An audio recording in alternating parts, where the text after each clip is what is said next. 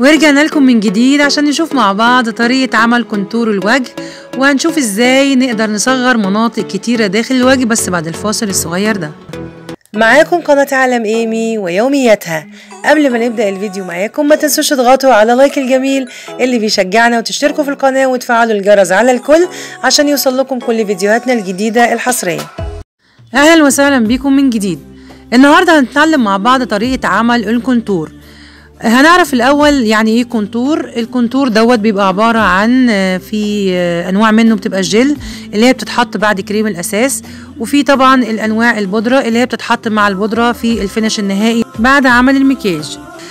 طبعا فايده الكونتور اللي هو بيقدر يعمل لك ظل في داخل الوجه، بمعنى لو انت الانف عندك كبيره او الخدود او منطقه الحنك اللي هي جنب الدقن، تقدري ان انت تصغري اي منطقه داخل الوجه بطريقه وحيل داخل الكونتور. طبعا الالوانات المناسبه للبشره سواء القمحيه او البيضه او الداكنه بيبقى ليها الوان معينه.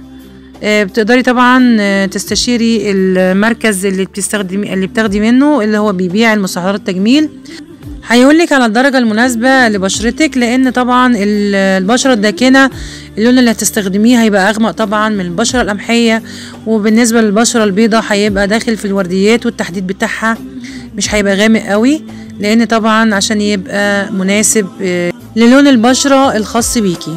وطبعا بيبقى ممكن كمان ان انتي تجيبي الالوانات المختلفة من الكونتور، بس على ايه يعني حاولي تختاري اللون اللي يناسب لون بشرتك، ده لو انتي بتستخدميها للاستخدام الشخصي. اما بقى لو كنتي كوافيرة اكيد طبعا هتجيبي الالوانات المختلفة عشان تناسب جميع البشرات. هتشوفوا النهاردة داخل الفيديو ازاي نقدر ان احنا نصغر الانف لو هي كانت كبيرة، وطبعا منطقة الحنك زي ما احنا قلنا ومنطقة القورة، وكمان في ناس بتصغر منطقة الدقن. هتعرفوا طبعا ازاي تحطوا طريقة الكونتور بطريقة سهلة وبسيطة، وكمان هتقدروا تحطوا التنت اللي هو زي ما احنا شايفين. التنت بيبقى عبارة عن جل كده اللي هو احمر الخدود يعني. وطبعا زي ما احنا شايفين هنشوف طرق كتيرة لكونتور الانف.